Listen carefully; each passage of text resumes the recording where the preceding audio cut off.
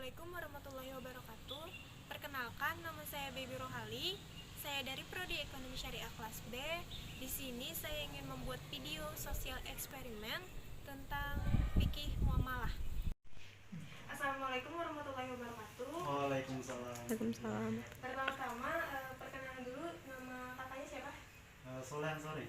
Di sini saya ingin bertanya kepada kakaknya soal pilihan ganda tentang fikih muamalah. Oh iya. Yang pertama soalnya satu, aturan-aturan hukum Allah Subhanahu wa taala yang ditunjukkan untuk mengatur kehidupan manusia dalam urusan duniawi dan sosial kemasyarakatan merupakan pengertian dari A. Fikih ibadah, B. Fikih muamalah, C. Fikih munakahat, D. Fikih ukubah. Muamalah. Oke. Yang kedua, berikut yang bukan merupakan kedudukan harta dalam Al-Quran dan Sunnah adalah A. Perhiasan kehidupan dunia, B. Cobaan bagi manusia, C. Dijadikan indah menurut pandangan manusia, D. Bekal mencari dan mengembangkan ilmu. Yang D. Oke. Yang ketiga, kesepakatan dalam perjanjian antara dua pihak atau lebih untuk melakukan atau tidak melakukan perbuatan hukum tertentu merupakan pengertian dari A. Kontrak, B. Akad, C. Iltizam, dan D. Wan prestasi. Bisa diulang? Terlalu cepat. Kesepakatan dalam perjanjian antara dua pihak atau lebih untuk melakukan atau tidak melakukan perbuatan hukum tertentu merupakan pengertian dari A. Kontrak, B. Akad, C. Iltizam, dan D. Wan prestasi. Yang D. Oke. Yang keempat, syarat sah akad apabila terhindar beberapa hal di bawah, kecuali A. Gharar, B. Al-zahalah, C. Saling ridho, dan D. Kemudaratan. Yang D. Yang kelima, yang bukan merupakan nama lain dari jual beli adalah A. At-tabaru, B. At-tijarah, C. Al-bai, dan D. Perdagangan. Yang B. Yang keenam, berikut jual beli yang dilarang atau batil atau diperselisihkan dalam Islam kecuali A. Jual beli oleh anak kecil, B. Jual beli waktu azan Jumat, C. Jual beli orang buta, dan D. Jual beli dengan ucapan atau tulisan atau isyarat. Yang C. Yang ketujuh, khiyar yang ditetapkan oleh syara bagi setiap pihak yang melakukan transaksi selama para pihak masih berada di tempat transaksi disebut A. Khiyar syarat, B. Khiyar majlis, C. Khiyar aib, dan D. Khiyar ruyah. Yang A. Yang kedelapan, berikut yang termasuk dalam jenis barang ribawi kecuali A. Emas, B. Perak, C. Gandum, dan D. Motor. Bisa diulang? Berikut yang termasuk dalam jenis barang ribawi kecuali yang A. Emas, B. Perak, C. Gandum, dan D. Motor. Motor. Yang kesembilan, riba dalam hutang piutang seperti si A meminjamkan uang 100.000 lalu disyaratkan mengambil keuntungan ketika pengembalian atau dikembalikan 150.000 disebut dengan riba A. Riba fadl, B. Riba jahiliyah, C. Riba nisiah, dan D. Riba qard. Yang A. Yang ke-10, memiliki manfaat dalam waktu tertentu dengan tanpa imbalan merupakan pengertian dari A. Ariyah, B. Al-bai, C. Ijarah, dan D. Qard. Yang C. Oke. Terima kasih sebelumnya Kak. Iya. Sekian dari wawancara terhadap siapa namanya? Kak Soleh. Wassalamualaikum warahmatullahi wabarakatuh. Assalamualaikum warahmatullahi wabarakatuh. Waalaikumsalam. Pertama-tama, nama kakaknya siapa? Nama saya Nur Salman. Kakaknya seorang mahasiswa. Ya, Semester berapa? semester 4. Saya di sini ingin memberikan pertanyaan 10 Ya, terkait fikih muamalah. Kakaknya yang menjawab ya. ya. Yang pertama, aturan-aturan hukum Allah Subhanahu wa taala yang ditunjukkan untuk mengatur kehidupan manusia dalam urusan duniawi dan sosial kemasyarakatan merupakan pengertian dari A. Fikih ibadah, B. Fikih muamalah, C. Fikih muhakahat, dan D. Fikih ukubah. Di Mamalah.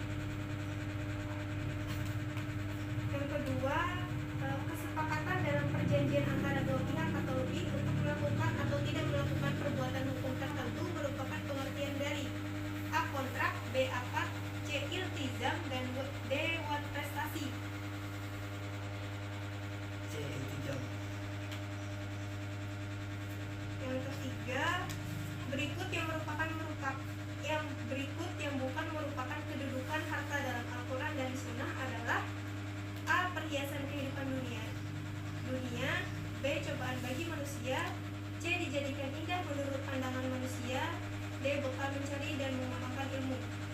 Cobaan. Yang keempat, yang bukan merupakan nama lain dari jual beli adalah A. At-Tabaru, B. At-Tijarah, C. Al-Bai, dan D. Perdagangan.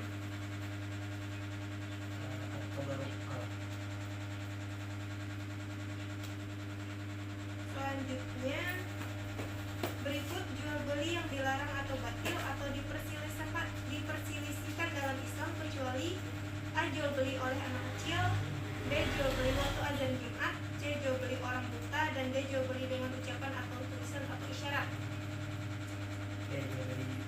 Dari Jumat.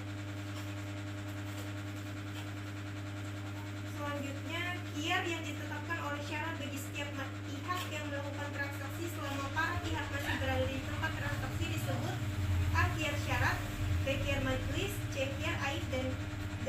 qiyar ruqyah. Qiyar majelis. Selanjutnya, berikut yang termasuk dalam jenis barang ribawi kecuali A. emas, B. perak, C. gandum, dan D. motor. Emas. Selanjutnya, riba dalam hutang piutang seperti si A meminjamkan uang 100.000 lalu disyaratkan mengambil keuntungan ketika pengembalian atau dikembalikan 150.000 disebut dengan riba.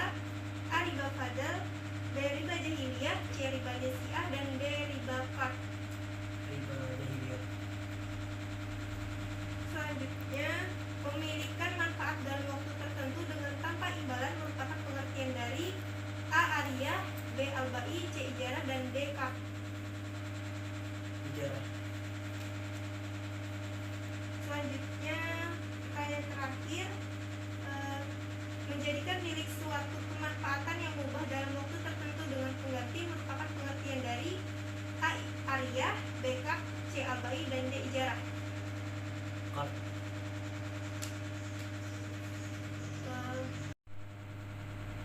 Sekian Kang, terima kasih atas waktunya. Wassalamualaikum warahmatullahi wabarakatuh. Waalaikumsalam warahmatullahi wabarakatuh. Assalamualaikum warahmatullahi wabarakatuh. Di sini saya ingin memberikan jawaban versi saya. Sebelumnya saya sudah melakukan sosial eksperimen kepada dua narasumber yang mana saya sudah mengajukan 10 pertanyaan. Nah, di sini saya ingin menjawabnya. Baik, langsung saja ke pertanyaannya. Yang pertama, aturan-aturan hukum Allah Subhanahu wa taala yang ditujukan untuk mengatur kehidupan manusia dalam urusan dunia dan sosial kemasyarakatan merupakan pengertian dari. Di sini saya menjawab B, fikih muamalah. Mengapa fikih muamalah? Karena muamalah adalah hubungan manusia dengan interaksi sosial sesuai syariat, yang dimana manusia tidak bisa hidup berdiri sendiri. Soal kedua, berikut yang bukan merupakan kedudukan harta dalam Al-Quran dan Sunnah adalah. Di sini saya menjawab C, dijadikan indah menurut pandangan manusia. Yang ketiga, kesepakatan dalam perjanjian antara dua pihak atau lebih untuk melakukan atau tidak melakukan perbuatan hukum tertentu merupakan pengertian dari. Di sini saya menjawab B, akad. Yang keempat, syarat sah akad apabila terhindar beberapa hal di bawah kecuali. Di sini saya menjawab C, saling ridho. Yang kelima, yang bukan merupakan nama lain dari jual beli adalah. Saya menjawab A, At-Tabaru. Karena pilihan B, C, dan D itu adalah nama lain dari jual beli. Soal yang keenam, berikut jual beli yang dilarang atau batil atau diperselisihkan dalam Islam kecuali. Saya di sini menjawab D, jual beli dengan ucapan atau tulisan atau isyarat. Karena pilihan A, B, dan C menurut saya itu adalah termasuk jual beli yang batil atau diperselisihkan. Soal yang ketujuh, qiyar yang ditetapkan oleh syara bagi setiap pihak yang melakukan transaksi selama para pihak masih berada di tempat transaksi disebut. Saya menjawab B, qiyar majlis. Karena sesuai pengertian qiyar majlis adalah bagi penjual dan pembeli masih berada dalam transaksi dan masih di tempat transaksi boleh membatalkan atau meneruskan jual beli. Soal yang ke-8, berikut yang termasuk dalam jenis barang ribawi kecuali. Di sini saya menjawab D, motor. Kenapa? Karena pilihan A, B, dan C menurut saya itu termasuk jenis barang ribawi. Nomor 9, Riba dalam hutang piutang seperti si A meminjamkan uang 100.000 lalu disyaratkan mengambil keuntungan ketika pengembalian atau dikembalikan 150.000 disebut dengan riba. Saya menjawab D. Riba kard. Kenapa riba kard? Karena riba tersebut adalah praktek utang piutang yang disyaratkan adanya tambahan pada pengembalian dengan konsekuensi waktu. Soal yang ke-10, memiliki manfaat dalam waktu tertentu dengan tanpa imbalan merupakan pengertian dari. Di sini saya menjawab A. Ariyah. Soal ke-11, menjadikan milik suatu kemanfaatan yang mubah dalam waktu tertentu dengan pengganti merupakan pengertian dari. Saya di sini menjawab D. Ijarah. Nah, sekian jawaban versi saya, yang dimana saya mengajukan 10 pertanyaan kepada narasumber dan di sini saya menjawab pertanyaan tersebut. Langsung saja kita masuk ke analisis. Saya akan menganalisis dua narasumber yang sudah saya ajukan 10 pertanyaan tersebut. Baik, di sini saya ingin menganalisis terhadap narasumber yang pertama. Kakaknya bernama Kak Soleh, yang mana kakaknya seorang mahasiswa. Tapi mohon maaf sebelumnya saya lupa menanyakan kakaknya dari prodi apa dan semester berapa. Sepertinya dari pertanyaan yang sudah saya ajukan sebelumnya, sepertinya kakaknya kurang memahami tentang materi fikih muamalah. Dari 10 pertanyaan yang saya ajukan, kakaknya banyak salah di soal tentang pengertian.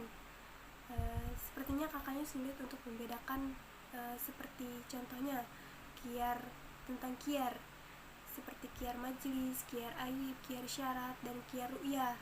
Dan kakaknya juga sulit untuk membedakan tentang riba, seperti pengertian riba fat, riba jahiliyah, riba nasi'ah, dan riba qard. Dan kakaknya juga sepertinya sulit untuk membedakan antara pengertian ariyah, al-ba'i, ijarah, dan qard. Sepertinya itu saja analisis saya terhadap narasumber yang pertama. Selanjutnya saya akan menganalisis terhadap narasumber yang kedua. Analisis saya terhadap narasumber yang kedua, namanya Kak Salman.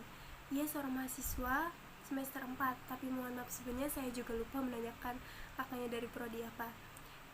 Dari 10 pertanyaan yang sudah saya ajukan kepada kakaknya, secara spontan kakaknya hanya menjawab 3 pertanyaan yang benar dan 7 pertanyaan yang salah. Sama seperti narasumber yang pertama, Kak Soleh. Kak Salman ini juga sepertinya kurang memahami tentang materi fikih muamalah.